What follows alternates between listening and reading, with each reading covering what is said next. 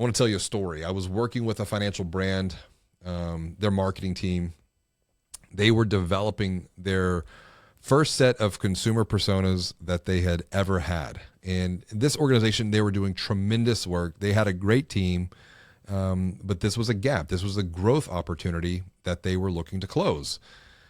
And so we started out with a qualitative approach, one-to-one interviews, looking at the emotional experience that people had with the brand.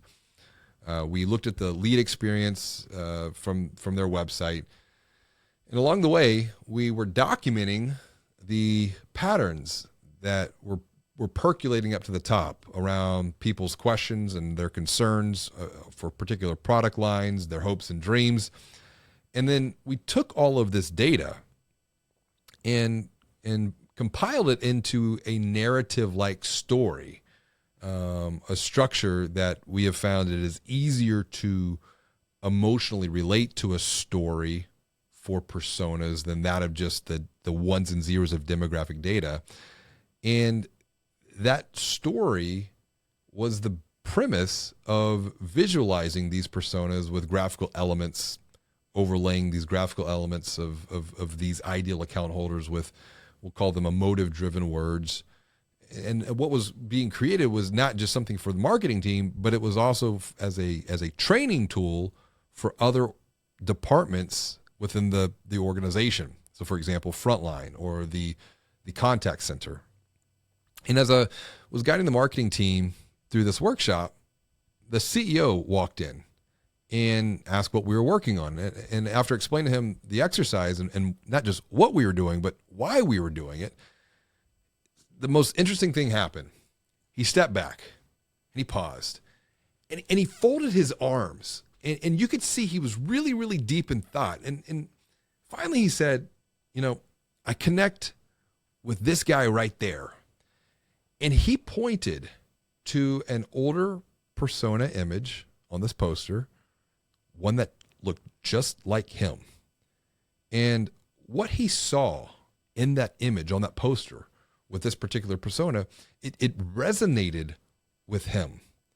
And he was self-aware that he was not able to connect with, and this was really, really neat. He verbally said, I can't connect with these younger millennial types that the marketing team had been working on. And so in this case, the CEO helped this particular team understand the potential pitfalls of projection. Because the CEO, unknowingly in that moment, projected himself and in his worldview onto a persona. And at the same time, the other personas also provided him with perspective into the hearts and minds that they were experiencing, some of their questions, some of their concerns that he was not aware of. And so as a result, the CEO walked out of the room, and we had a fantastic conversation about this, with a greater sense of empathy. Once again, you can't understand a person until you walk a mile in their shoes. And an exercise rooted in persona development helps to make that a reality. And so this particular financial brand went through this. And once again, the other pitfall is you do this work and then you never apply it.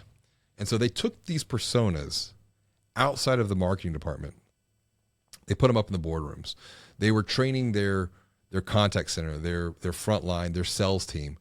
And it provided another perspective, a deeper level of empathy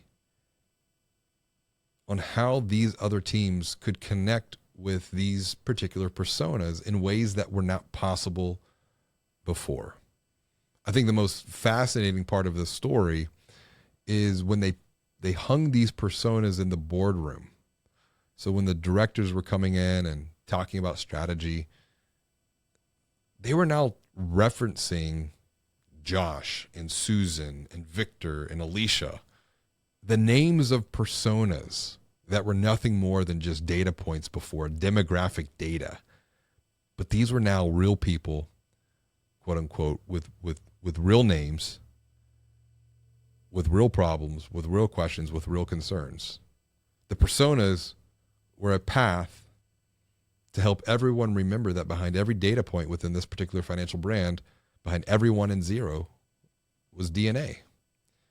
And all in all, consumer personas have been very helpful in communicating why they're doing what they're doing for Josh and Susan and Alicia and Victor, these people. And it drove empathy, digital empathy, from the top down. This is how this particular organization began to put the transformation of people over the commoditized transaction of dollars and cents.